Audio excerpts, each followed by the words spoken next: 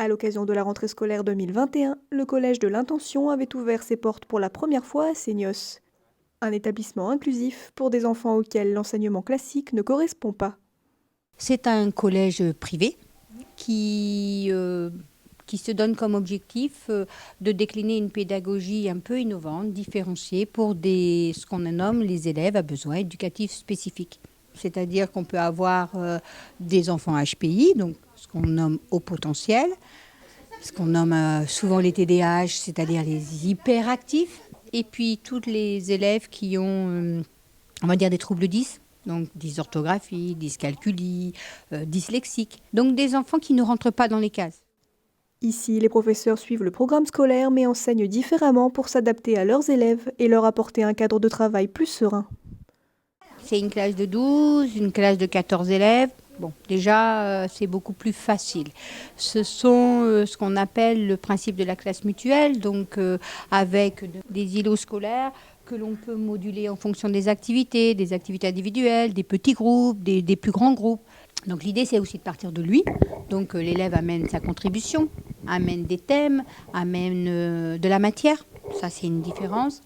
Une grosse différence aussi, c'est que l'aide aux devoirs est intégrée. Et puis, il y a aussi l'activité à la maison, mais elle ne reste que facultative. Dans ce projet expérimental, toute l'équipe du collège travaille quotidiennement afin de trouver les meilleures méthodes alternatives pour rendre l'école accessible à tous les enfants malgré leurs différences. Il y a les règles de vie de classe qui ont été co-construites avec les élèves. Par exemple, tout bêtement, le permis à points, lorsque on dépasse la règle.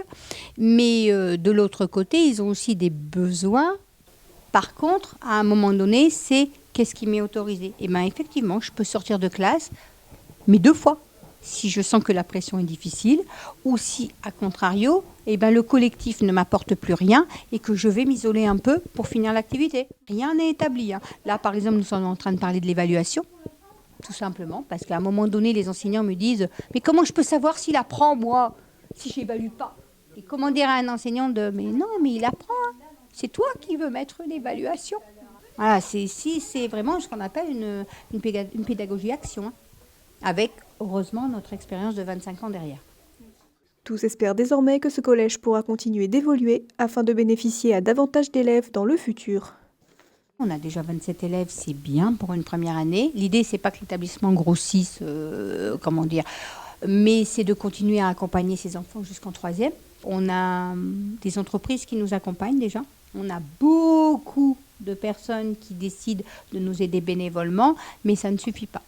Il nous faut, encore plus de soutien des élus, de soutien d'entreprises, parce qu'à un moment donné, apporter encore plus de solutions à ces enfants, le nerf de la guerre, c'est quand même d'avoir une trésorerie.